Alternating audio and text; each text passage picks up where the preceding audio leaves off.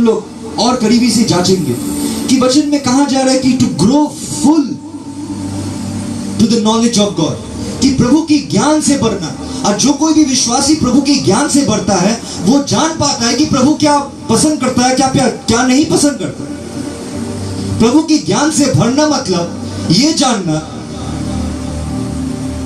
It is like a puzzle, कि जितने ज्ञान तुम्हारे पास आ रहा है उतने ही तुम बनते जा रहे हो, उतने ही तुम तैयार होते जा रहे हो। जितने ही ज्ञान तुम प्राप्त हो रहे हो खुदा में, उतने ही तुम खुदा में बढ़ रहे हो। और जितने ही तुम बढ़ रहे हो उतने ही तुम्हारे कामों में नजर आएगा, तुम्हारे हर एक व्यक्तिगत जीवन में वो नजर आएगा, वो तुम्हारे माफी में नजर आएगा, वो तुम्हारे मोहब्बत में नजर आएगा। जो तुम्हें मोहब्बत नहीं करता तुम उससे तभी भी मोहब्बत कर रहे हो क्योंकि तुम्हारे अंदर खुदा की रूह बसता है। वो इंतजार में कट जाएगा क्योंकि इंतजार सिर्फ वही कर सकता है जो खुदा की रूह के साथ चलता है। इस दुनिया में इंतजार बोल के कोई चीज नहीं है। आज देखिए दुनिया में दौड़ भाग है।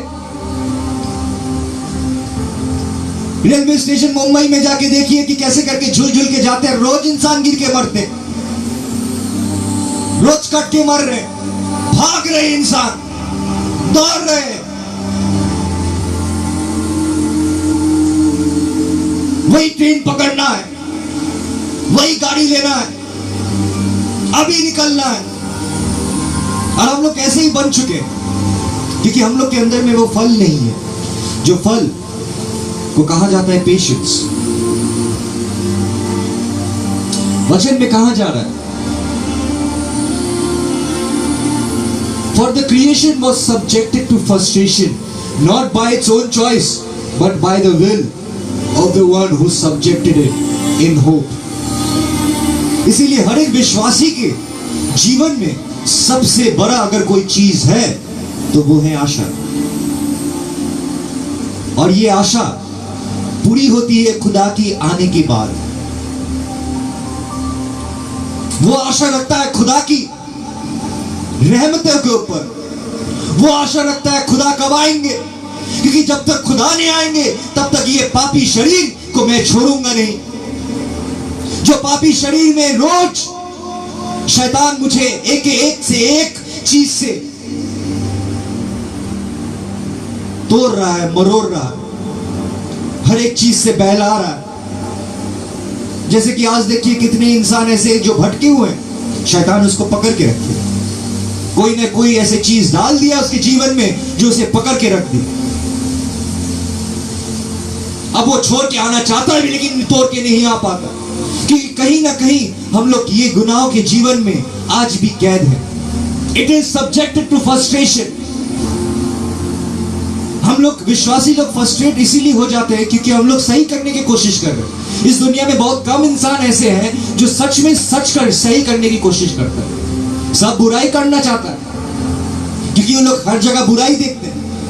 लेकिन ये एक ऐसी दरबार है, यीशु मसीह के दरबार, जहां पर ही तुम्हें बुराई की नहीं लेकिन एक गाल पे अगर कोई चाटा मारे तो दूसरे गाल फेर देने की बात होता है। जहां पर ही कोई 1 मील जाने बोले तो 2 मील उसके साथ चलने के लिए बोला जा रहा है। अगर कोई कपड़े आपसे मांगे तो शाल तक देने के लिए कहा जा रहा है। And is subjected to frustration,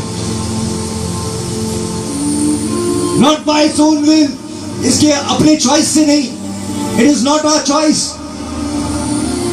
but it is the choice of the person who has subjected it। वो उसकी बड़ा परिकल्पना है, जो परिकल्पना से वो हम लोग के जीवन में नजात लेके आएंगे। पवित्र वचन में हम लोग जब जाते हैं, Deuteronomy chapter 8 verses 6, Deuteronomy chapter 8 verses 6, वचन में कहा जाता है, observe the commands of the Lord your God, walking in obedience to him and revering him। ये जो वर्ड आप लोग देख रहे हैं, revering him, revering को हम लोग फियर भी कह सकते हैं, फियर ऑफ द लॉर्ड, कि डरना नहीं,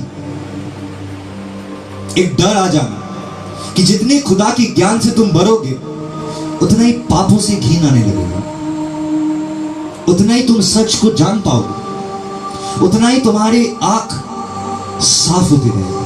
और जितना तुम्हारे आंख साफ होते रहेगा, उतना ही तुम जांच पाओगे, समझ पाओगे, देख पाओगे।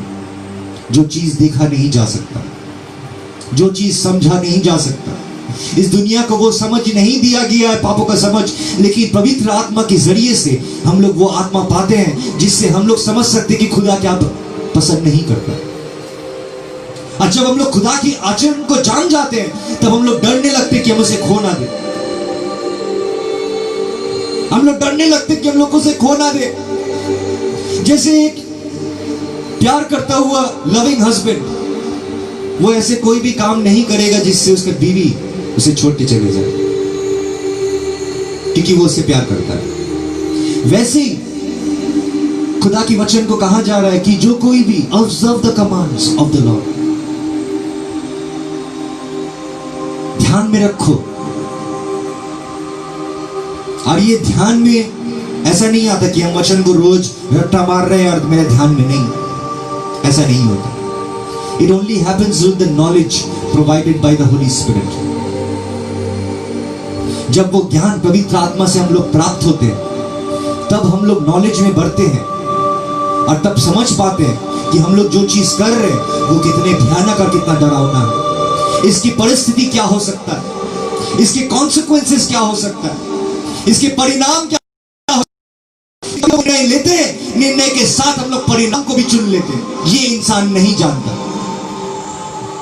कि अगर कोई भी निर्णय ले रहे, वो निर्णय के साथ उसके परिणाम भी आएगा। वो अच्छा आ सकता है, वो बुरा भी हो सकता है। कि उसके परिणाम अच्छा हो या बुरा हो, ये आपके हाथ में। इसीलिए जो खुदा के ज्ञान से, पवित्र आत्मा से भर के जो समझ पाता है खुदा को, जो जान पाता है, जो खोजता है, प्रपाक रूह इसीलिए दिया गया है कि हम लोग अपने फ्लैश को ना, जो हम लोग के रक्त मांस है और इसकी जो अभिलाषा है, इसे ना पूरा करें, लेकिन खुदा की रूह, खुदा की पाक व्यवस्था, खुदा की वचनों में हम लोग चल पाए। पवित्र आत्मा दिया गया है विश्वासी के अंदर में प्यास जगाने के लिए। पवित्र आत्मा दिया गया है कि वो प्यास जगाने के लिए जो प्यास इस दुनिया में किसी के अंदर में नहीं है, लेकिन वो इंसान के अंदर में होता है जो मसीह को सच्चे दिल से बुलाया है, विश्वास किया है। अगर आप मसीह को सच्चे दिल से विश्वास किए, आपको नजात जरूर मिलेगा। और वो लाखों करोड़ों इंसानों में से आप एक होंगे जिसको अनंत जीवन दिया जाएगा। लेकिन द क्राउन ऑफ लाइफ उसको दिया जाएगा हु ओवरकम्स। जीवन की मुकुट सिर्फ वो पाएगा जो हर एक लड़ाई जीत गया, जो हर एक लड़ाई, शैतान की हर एक योजना को हरा के आया। इसीलिए प्रकाशित वचनों में जब यूहन्ना ने देखा, उसे ऐसे एक दृश्य दिखाया गया जो भविष्य के थे। और खुदा शुरुआत से कहते हुए आए, द फर्स्ट वाज इनॉक।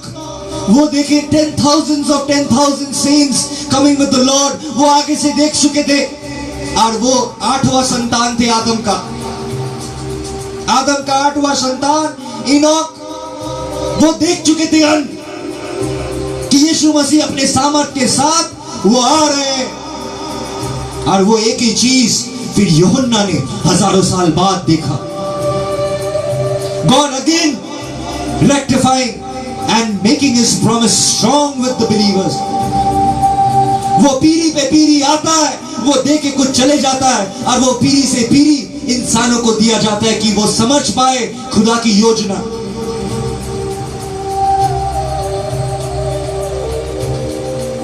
आज अगर आप चाहेंगे पापों से मुड़ने के लिए, आप नहीं सकिएगा। It is not by your own will you come to the Father. It is by the will of the Father. और वो हो सकता है सिर्फ एक दुआ से। जब एक कोई भी इंसान जो भटके हुए में से है, जो अंधेरा में है, जो जो सच्चाई लेके अपने दिल में आता है और वो ये नहीं खुदा मेरे साथ ये चीज हुआ है, वो कहता है खुदा मैं ये चीज किया हूं, अगर तू है तो मुझे माफ कर। इसीलिए वचन में कहता है कि वो पापी के बारे में कहा जा रहा है जिसके दुआ को सुना गया। हम लोग सोचते हैं आज भी,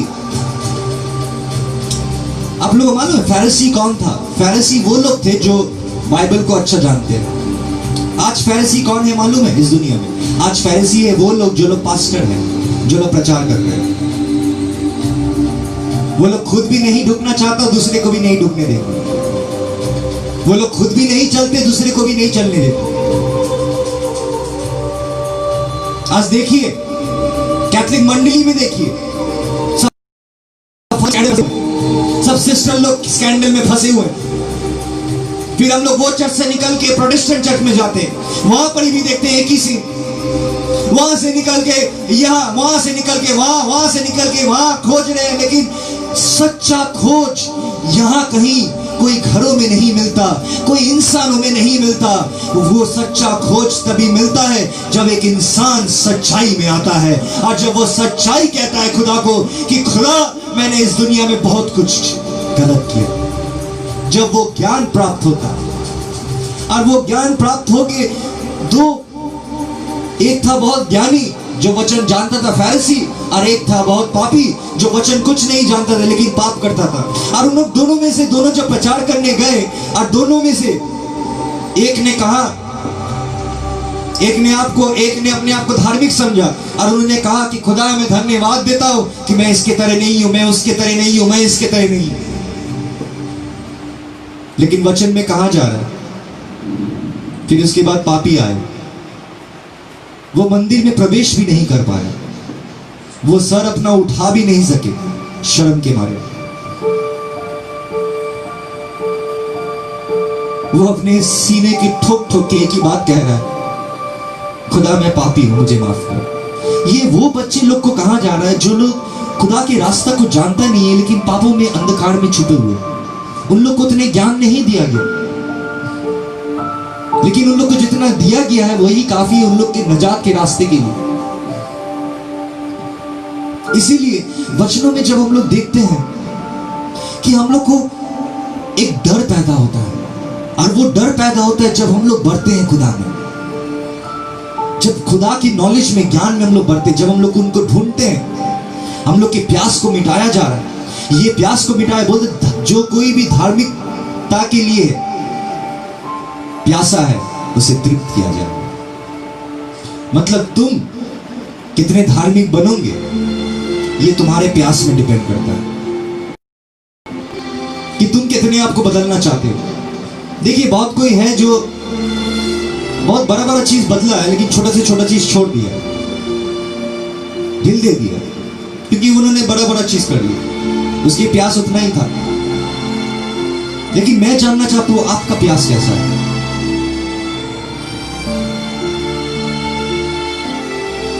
वचन कहता है जो प्यासा है आओ, बिना मूल्य में, जो पानी जीवन देता है वो पी जाओ।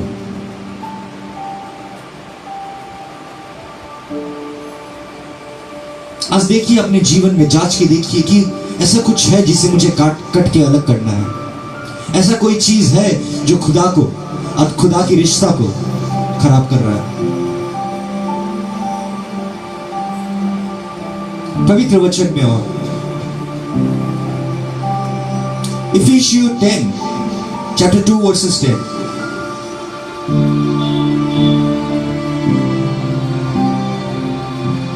Ephesians chapter 2 verses 10. For we are God's handiwork, created in Jesus Christ to do good works which God prepared in advance for us to do. मतलब वो आगे से निर्णय लेके था कि वो क्या करने वाले, लेकिन कुछ कुछ निर्णय को पूरा करने के लिए, कुछ कुछ योजना को पूरा करने के लिए वो इंसान को चुन लेता है, उसे उसी की तरह बनाता है कि वो योजना को पूरा कर सके। और वो योजना के लिए उसे भेजा गया। इसीलिए वचन यही कह रहा है, for we are God's handiwork, कि खुदा ने हम लोग को तोड़ मरोड़ के बनाया है। इसीलिए इतने ज्ञान पाते हैं, इसीलिए काउंसलिंग कर पाते हैं, क्योंकि हम लोग को तैयार किया गया। हम लोग के जीवन में बहुत लूप होल्स था जिसने प्रभु ने भरा। पवित्र वचन में और गहराई में हम लोग जब चलते हैं, रोमन्स चैप्टर 13 वर्सेस 13, इसमें कहता है to walk with this decency, कि let us behave decently as in the daytime, not in carousing and drunkenness, not in sexual immorality and debauchery, not in dissension and jealousy. ये तीन चीज खुदा कह रहा है नहीं करने, जो खुदा पसंद नहीं करता। उसमें से एक चीज है कैरोसिंग, मतलब पार्टनर चेंज करना, जो अपने पार्टनर को बदलते रहता है, जो एक विश्वास एक शादी में नहीं है, जिसके सेक्सुअल पार्टनर्स 3-4 है, उसे कहा जाता है कैरोसिंग। एंड ड्रंकनेस, जो नशा करते रहता है। आज अगर नशा के साथ आप लड़ रहे हैं, ये जानना बहुत जरूरी है कि आपको निकल के आना है, आपको लड़ना है। कोई भी चीज अगर आपको पकड़ के है, आपको दास बना के, आपको लड़ के बाहर आना है, आपको हराना है। इसलिए नहीं हराना है कि आप नहीं हरा सकते, आप हरा सकते हैं, आप हरा सकते हैं, क्योंकि आप उसके हाथ पकड़ के चल रहे हैं। पवित्र वचन में फिर कहा जा रहा है, not in sexual immorality and debauchery, not in डिसेंशन and jealousy, भेदभाव ना करना, ईर्ष्या ना करना, और कोई भी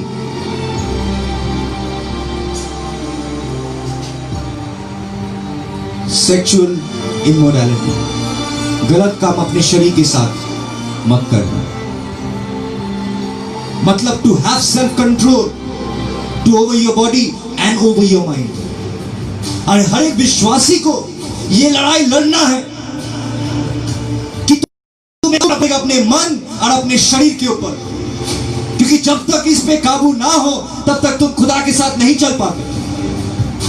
जब अपने मन और अपने पूरा शरीर को पवित्र आत्मा की तरह काबू करके जब आप लोग चलते हैं, तब आप खुदा के साथ चल रहे हैं, क्योंकि वो आगे आगे चलता है मेरे चरवाहा, और मैं पीछे पीछे उसके होलू। उन्होंने मुझे आवाज दिया मैं पहुंच सकूं, और पहुंचने के लिए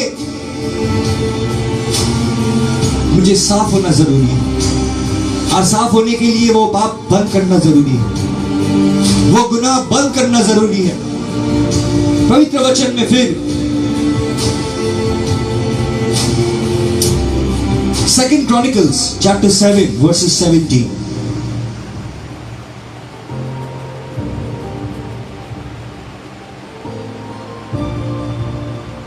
Second Chronicles chapter 7 verses 17, দুই বংশা বলি। As for you, if you walk before me faithfully as David your father did, and do all I command, and observe my decrees and laws, I will establish your royal throne as I covenant with David your father, when I said, you shall never fail to have a successor to rule over Israel. जब एक विश्वासी खुदा के साथ चलने लगता है, निर्भय होकर चलने लगता है, उसे और कोई चीज की डर नहीं है।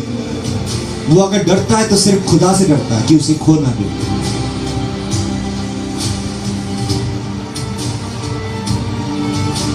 डर दो तरीके का होता है। जो लोग पाप कर रहे हैं वो लोग डरते हैं कि अगर खुदा आ गए तो सब फंस जाएंगे, और अनेक विश्वासी लोग ऐसे हैं जो लोग खुदा से डरते हैं कि मैं उसे कोई भी छोटी छोटी बात के लिए भी खो ना दे। इसीलिए उन्होंने कहा कि अगर तू जैसे पिता दाऊद मेरे साथ चला, अगर तू मेरे साथ चलता है तो मैं एक ही वाचा तेरे साथ भी बांधूंगा। और वो वाचा बांधता है, और वो खूबसूरत, he wants to make an intimate relationship with you। Intimate मतलब बहुत करीब आ जाना। जितने करीब हम लोग चाहते हैं, जब हम लोग प्यार करते हैं किसी से,